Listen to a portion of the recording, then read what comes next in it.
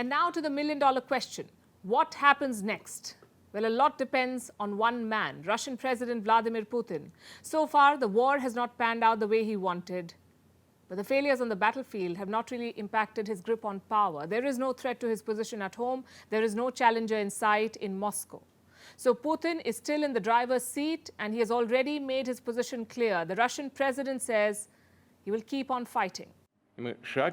Step by step, we will carefully and systematically solve the problems before us. That was Putin's message a few days ago. He's a man on a mission. For him, the battle for Ukraine is a personal one. Ukraine was a part of the erstwhile Soviet Union. It split in August 1991. A few months later, in December the same year, the Soviet Union fell apart. Putin termed its collapse as the greatest geopolitical catastrophe of the 20th century. In the years that followed, as NATO expanded its wings in the region and Ukraine got closer to the West, Putin's urge for revenge grew stronger. For the Russian president, any attempt to integrate Ukraine into the West is a red line, one that shouldn't be crossed.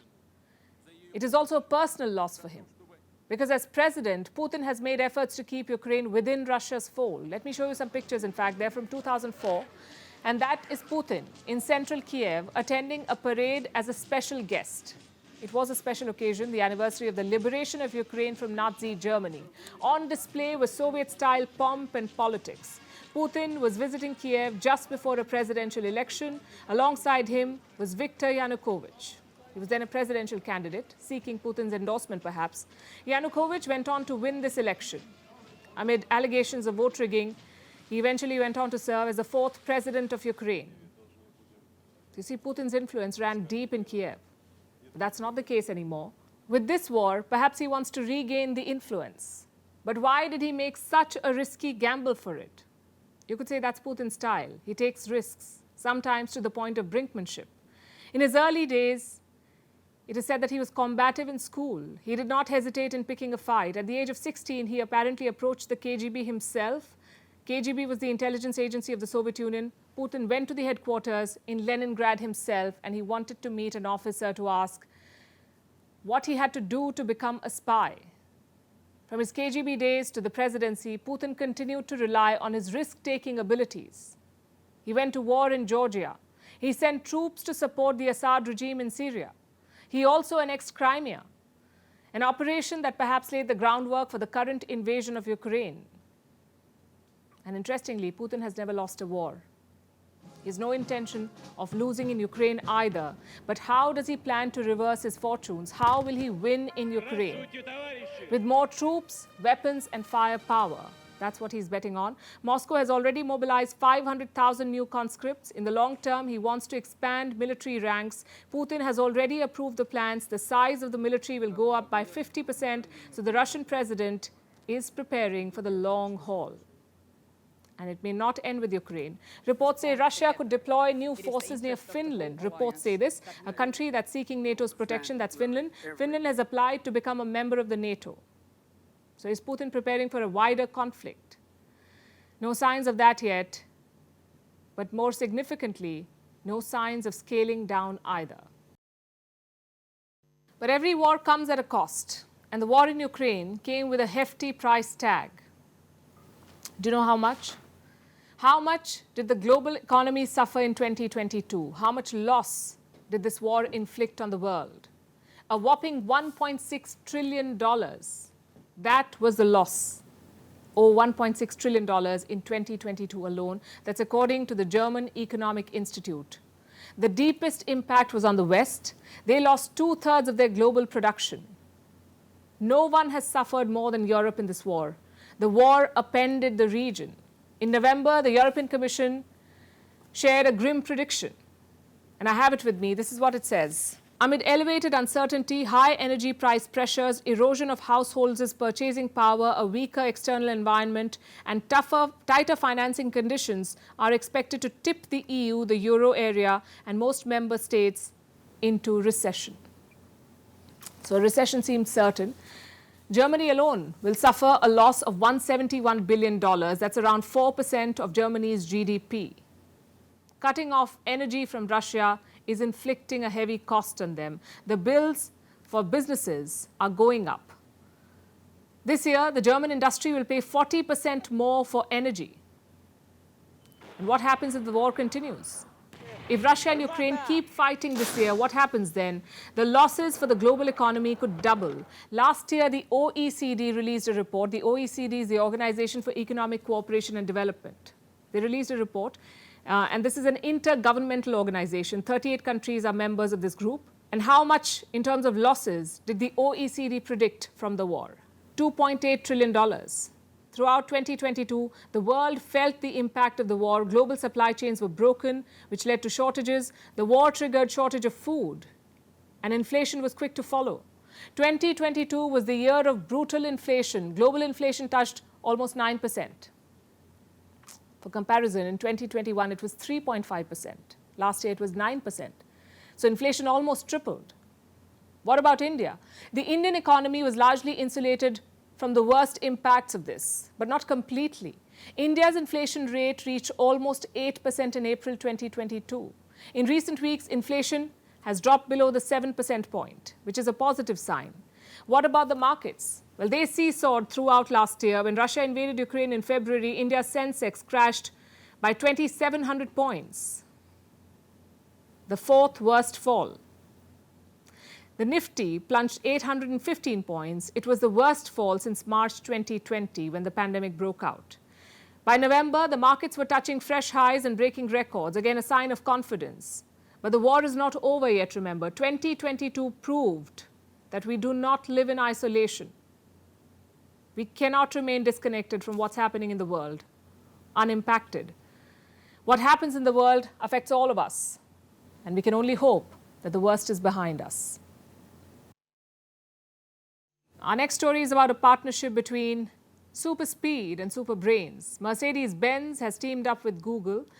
This is a first for the luxury vehicles company. It aims to offer supercomputer-like performance in every car with automated driving sensors. But what does this even mean? How can and why should cars be like supercomputers? Also, is Mercedes just trying to play catch-up? Is it trying to match the software-powered features of Tesla and Chinese newcomers? Will it work for Mercedes? Is it working for the others? Our next report tries to answer these questions and more. German car maker Mercedes-Benz has decided to team up with Google. They want to build cars which perform like supercomputers. Why should cars behave like computers? To become self-driving cars. In other words, Mercedes wants to make self-driving cars. And it wants Google to build the supercomputers for those. What are supercomputers? Machines that deliver much higher performance compared to your regular computers. Auto companies want them in cars, and for this, they're tying up with tech giants. So what will Google do with Mercedes? Give the cars superior navigation skills, offer traffic information, and automatically reroute them. It will also change the car entertainment systems. You'll be able to watch YouTube when the car is parked, or in Level 3 autonomous driving mode. This mode allows drivers to take their eyes off the wheel on certain roads. And Google is not the only companion for Mercedes on this journey. Other tech companies have been roped in, like semiconductor maker Nvidia and self-driving sensor maker Luminar. This will power the artificial intelligence of the car. The global market for self-driving cars is growing at a rate of 13% per year. By 2027, it's expected to cross 60 million units. Several automobile companies are entering the fray, turning cars into more than just a mode of transport, just like they turned phones into more than a mode of communication. Now it's your camera, your computer, your clock, wallet, navigation service, and a lot more. First, they offer the services, then they charge a premium on privacy. Cars could be next in line. Cars with internet and supercomputers. Top auto players are betting big on it. They're racing towards better innovation and innovating to race better. General Motors, Renault, Nissan, and Ford are among the car makers who have embedded Google services into their vehicles. They offer Maps and Google Assistant, which begs the obvious question, are these auto companies trying to play catch-up with Tesla and Chinese newcomers? Software-powered features in cars have been pioneered by Tesla. These features allow better performance, battery range, and self-driving capabilities. Our cars are getting smarter. They have begun to look like highly complex computer systems on wheels. These computer systems create an in-vehicle network. The cables, computers, and sensors serve as a nervous system. This allows different parts of the vehicle to communicate. But what about safety? Self-driving cars routinely make news for accidents like these. Safety is a big factor for buyers, as is fuel economy and resale value. Survey after survey shows that car buyers have difficulty trusting self-driven cars. But with big data, auto companies are looking for big results. Here's a question now. What is common between the following items? Gym memberships, cookbooks, and gift cards. Well, each of them is an item bought, and each of them is an item often unused. The story is about the last item on the list. And listen to this. In the US, $21 billion of unspent money is tied up in unused and lost gift cards. $21 billion in gift cards that were never used. Before we discuss how this happened, let's understand what gift cards are. Think of them as prepaid debit cards. They're loaded with a specific amount, and with that amount, you can buy goods or services, like a visit to a spa or a dress of your choice. These cards are usually given as gifts, hence the name gift cards, but the retail industry has another term for them. They call them stored value products. It's because they store their value very well, sometimes permanently. Almost 2/3 of Americans have at least one unspent gift card. At least half of them lose it before it is used. And most of them say their cards are worth about $200. About 4% of gift card cash goes unspent every year, and it adds up. For the US, it's about $2 to $4 billion. And the US is the world's biggest market for gift cards. In 2022, the American market was worth $340 billion. What about India? India's current gift card industry is valued at over $39 billion, and it's growing, especially after the pandemic. Globally, this industry is expected to reach $2.3 trillion by 2030. 2.3 trillion of gift cards. Australia, India, China, and South Korea will lead the growth. So basically, more and more people the world over are gifting cards. Then why aren't we using them? Maybe it's the indifference. A gift card is less personal. It's easy to lose and forget.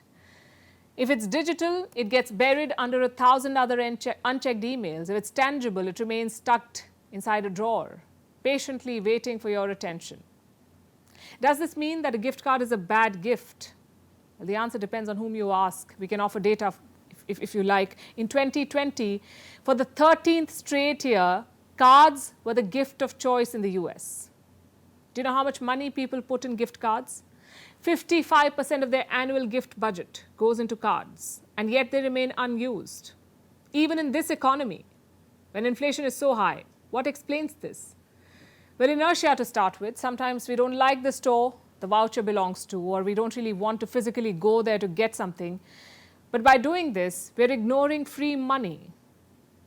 Plus, your card value is going down. You're losing value. Inflation is eating away at it. So not redeeming your gift cards is clearly bad for you. Do you know who it's good for? The companies that sell these cards. Well, they get money. It's like an advance payment for them. With unredeemed cards, it becomes revenue. And retail companies make millions from this. They have a term for it. It's called breakage. It's the amount of money left unredeemed on a gift card. Look at the breakage numbers from 2019. Starbucks earned $140 million. Nordstrom made $17 million. And the Cheesecake Factory made $8 million. That's a lot of money. And we unwittingly contribute to it every year. Does redeeming that gift card sound like a good idea now? And remember, if you don't want to use it, you can always encash, exchange, or sell it. And the next time you're giving someone a gift card, remember, you may be gifting something to the shareholders of that company too. An Indian becoming a UK PM. Well, it's not like that we are going to get the Kohinoor back. But at least India is on its way to the top, huh? But Gautam sir, there's actually not much to celebrate. Why not? An Indian is ruling the UK. Indian Indian leaders in third countries often tend to overcompensate for their minority handicap. For example, Sunak's Home Secretary of Indian origin, Suella Braverman, disapproved of India-UK free trade because it would encourage people immigrating to the UK, and the majority of whom were Indians. Structurally, India and UK have passed baggage, but still hasn't been resolved. And that is why, Ladies and gentlemen, India needs to significantly temper its expectations from Rishi Sunak. Presenting Vantage with me, Palki Sharma, a first-of-its-kind global show with an Indian perspective.